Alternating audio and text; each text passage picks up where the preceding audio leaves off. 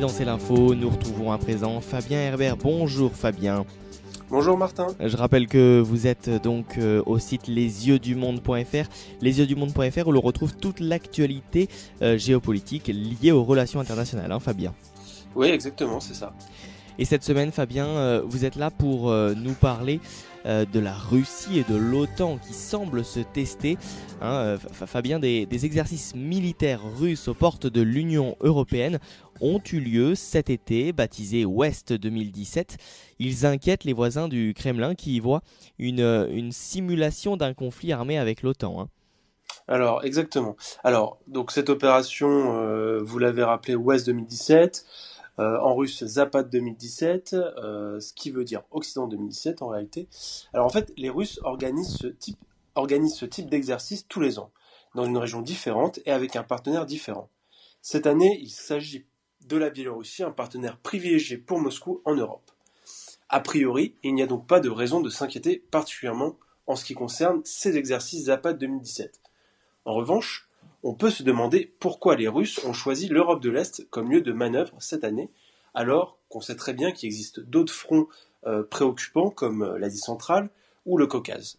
Donc ce choix, on peut le penser, est certainement lié à un contexte de remilitarisation, ou plutôt de militarisation tout simplement, des pays d'Europe de l'Est affiliés à l'OTAN. Par exemple, en 2017, l'Alliance Atlantique a déployé 4 nouveaux bataillons dans les pays baltes.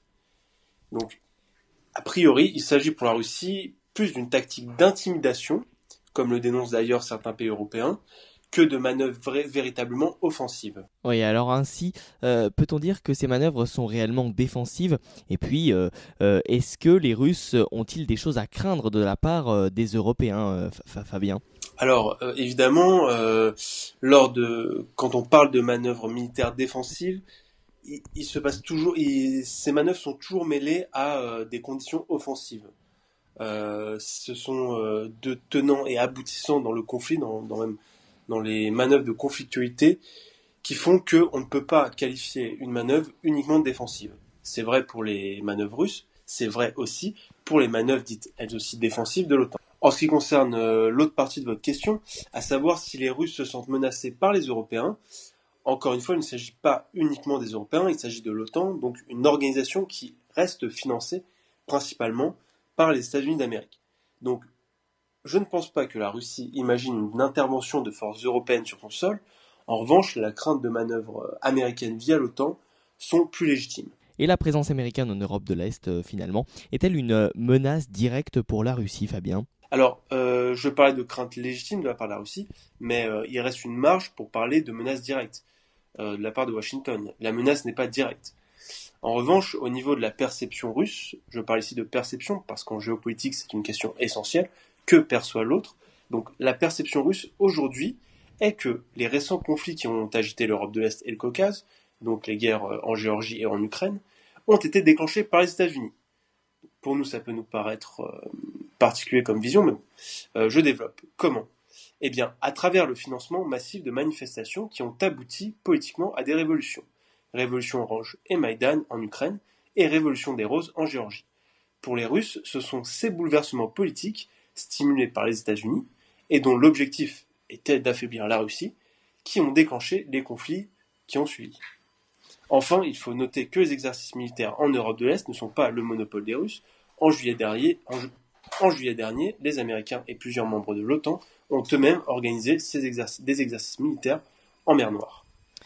Enfin, quid de la propagande du Kremlin? La réalité est différente de ce que nous présentent les Russes?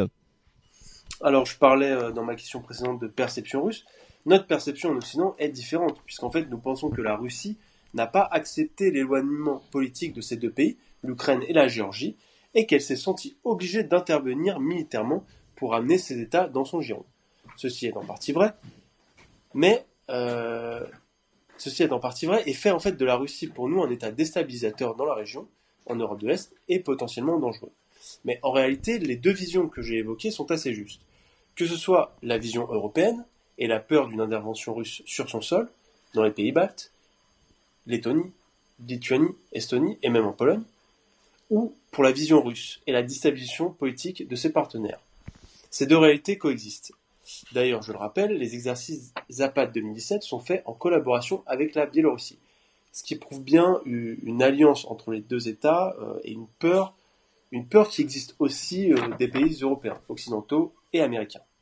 Donc, si on veut poser les choses objectivement, les torts, on va dire, qui s'accumulent depuis une dizaine, voire quinzaine d'années, sont globalement partagés dans l'historique. Merci beaucoup Fabien Herbert du site internet lesyeuxdumonde.fr pour toutes vos explications. On en retrouve évidemment bien plus sur d'autres sujets sur votre site internet, hein. Exactement. Merci Martin pour l'invitation.